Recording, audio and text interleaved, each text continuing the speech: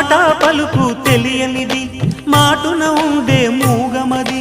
కమ్మని తలపుల కావ్యమయే కవితలు రాసే మౌనమది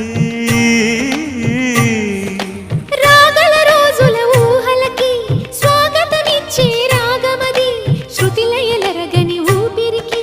స్వరములు కూర్చే గానమది ఋతువుల రంగులు మార్చేది కల్పన కలిగిన మది భావం బ్రతుకును పాటగా మలిచేది మనసున కదిలిన మృదునాదం కలవని దిక్కులు కలిపేది నింగిని నేలకి దింపేది తనే కదా మారది క్షణాలకే సారథి మనస్సనేది అహో ఒక మనసుకు నేడే పుట్టిన రోజు అహో తన పల్లవి పాడే